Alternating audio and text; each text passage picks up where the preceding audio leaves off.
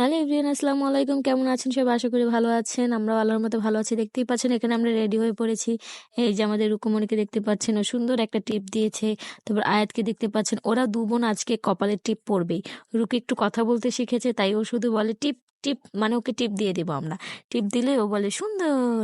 তাই ওদেরকে রেডি করিয়ে দিলাম। ২ বোনকে একটু টিপ লাগিয়ে দিলাম যেহেতু ওরা টিপ পড়তে পছন্দ করে। তো আমরাই তো বের হয়ে গিয়েছি এখন। ও কোথায় যাচ্ছে এটাই তো আপনাদেরকে বলা হলো না। আজকে যাচ্ছি আমার মামার বাসায়। মামাতো বোনের বেবি হয়েছে, ওকে দেখতে। এর আগে আপনারা আমার একটা ভিডিওতে দেখেছিলেন যে আমার মামাতো বোনের কে দেখতে গিয়েছিলাম। তখন ওর বেবি দুনিয়াতে আসেনি। আমরা ওকে ৫ ফল, নানান ধরনের পিঠে এগুলো খাওয়ানোর জন্য গিয়েছিলাম। মানে সাদ দেওয়া যেটাকে বলে সেটার সময়।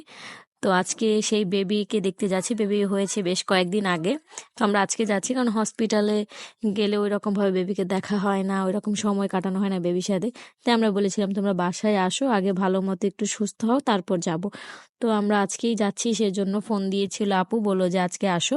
এখন সেরকম কোনো প্রবলেম নেই। আর আমাদের বেবিটা মানে অনেক সময়ের আগেই হয়ে গিয়েছে ও। ডক্টর ওকে আরো কিছুদিন পরে বলেছিল সিজার করাবে, কিন্তু আপুর একটু সমস্যা হওয়ার কারণে আর্জেন্টলি তাকে সিজার করাতে হয়। তো সবাই বেবিটার জন্য দোয়া করবেন, ও যেন ভালো থাকে, সুস্থ থাকে। তো আমরা এই তো চলে এসেছি, এখন আমরা উপরে উঠছি। এই যে আয়াত দেখছেন, ও তো বায়না করতেই থাকে, দুষ্টুমি করতেই থাকে। তো আসার পরপরই এখানে আমি মামার বিড়ালটাকে দেখতে পারলাম। মামা বিড়ালটাকে খেতে দিয়েছে। তো আমরা সকালে নাস্তা করে এসেছিলাম বাসা থেকে। তারপরও মামি এই বাগরখানি চা আমাদের জন্য রাখবে। এই বাগরখানিটা আমার খুব পছন্দ। তো সকালের নাস্তাটা শেষ করে তারপর আবার একটু বাইরে আসলাম। ওই যে ব্রিজটা দেখতে পাচ্ছেন, ওই ব্রিজ থেকে মামিদের বাসাটা একদম দেখা যায়। আমি যখন সিএনজিতে ছিলাম তখনও দেখেছিলাম। তো তারপর মামি একটু ফলমূল কেটে দিল। এখানে পেঁপে ছিল, আপেল ছিল। তো ফলমূল খাওয়া শেষ করে তারপর দুপুরের খাবার নিয়ে বসে পড়লাম। এখানে পোলাও ছিল, গরু মাংস ছিল, স্যালাড ছিল। তো মামি আমাকে আগের দিন ফোনে জিজ্ঞেস করেছিল কি কি খাবো। আমি বললাম যে এখন বেবি আছে বাসায়, বেবির পেছনে অনেক সময় দিতে হয়, তো তেমন কোনো কিছু রান্না করতে হবে না, জাস্ট পোলাও আর গরু মাংস রান্না করো তাতে হবে। আর আমার মামির হাতের রান্না বেস্ট।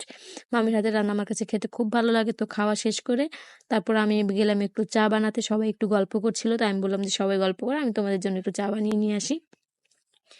এই তো আমার চা বানানো কমপ্লিট। এখন সবাই চাটাকে খাবো। গল্প করতে আসলে খুবই ভালো লাগে যখন সবাই একসাথে হই। তো গল্প করতে করতে সময়টা কিভাবে কেটে যায় বলতেও পারি না। তো এখানে চা খাওয়া শেষ করে তারপর আমি একটু আচার খাচ্ছিলাম। মামির আচারও খুব মজা হয়, অনেকগুলো আচার বানিয়ে রেখেছে মামি। তো খাওয়া দাওয়া শেষ করে এই তো আমরা বের হয়ে পড়েছি। তারপর এখানে এসে আমি একটু দেখছিলাম ওনারা কি করছে। আমি ভেবেছিলাম কেউ হয়তো পড়ে গিয়েছে, তারপর সবার কাছে শুনতে পারি যে না, ওনারা এখানে মাছ ধরছে। আমি ভেবেছিলাম কেউ পড়ে গিয়েছে, তাকে তোলার জন্য হয়তো তারা এখানে গিয়েছে। তো আজকের ভিডিও এই পর্যন্ত, সবাই ভালো থাকবে।